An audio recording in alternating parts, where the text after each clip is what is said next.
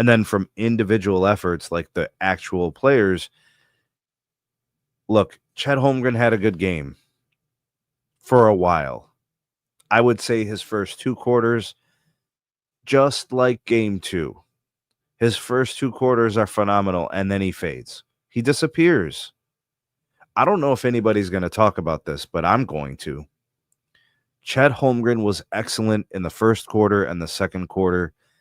I don't remember him doing much in the third and the fourth quarter, especially offensively. He was still impactful with the rebounding. He was still impactful defensively. I mean, 7 feet, he moves pretty well. Like, that's a good combination for defense, right? But he had 20 points to end the game, and most of them, I mean, he was getting his points off of free throws, right? Being aggressive. He was 0 for 6 from 3. Guys, he is not shooting well from 3 in the playoffs. In fact, he had one of his shots blocked from 3 tonight. Miles Turner blocked his 3. And I'll tell you why. Chet Holmgren's set shot release is very slow. He has a very slow developing shot release. And Miles Turner was able to close the distance. You know, he's a big. He's an NBA big. So he closed the distance, he goes up for the block, and he deflects it. Chet, I think in the offseason, has to fix that. I actually legitimately think he has to fix his 3-point release. It needs to be over his head, which is very difficult to change at this point of his career, but over his head, or it needs to be faster because guys are blocking it. He had 10 rebounds. One of them was offensive. He had 2 assists. He had a steal. He had 20 points. He was actually good in the first half. He was a Houdini disappearing act in the second half. I want to speak to Jaylen Williams, Mr. J-Dub.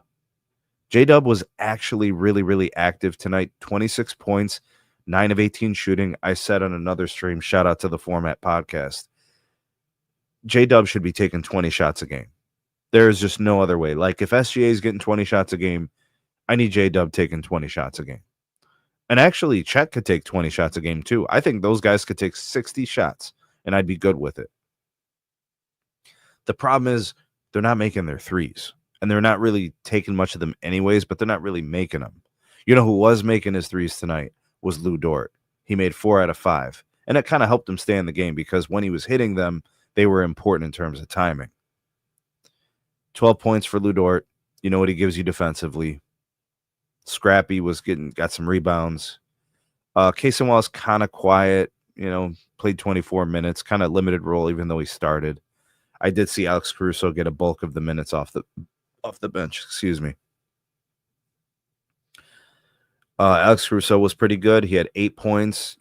He's mostly in there for defense. He came up with a couple of steals, but he didn't have the typical Alex Caruso impact because he wasn't getting the points.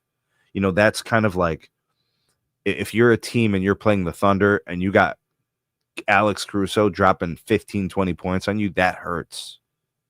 And he wasn't able to give you that tonight. You didn't get anything from Aaron Wiggins. He was a star in game 2. You didn't get much from Isaiah Joe.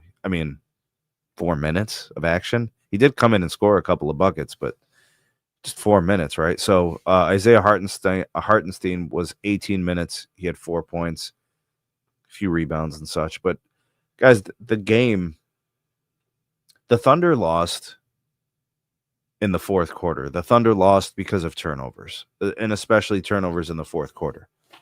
And it led to them getting no points on a bunch of trips on the offensive side. That's what this game boiled down to.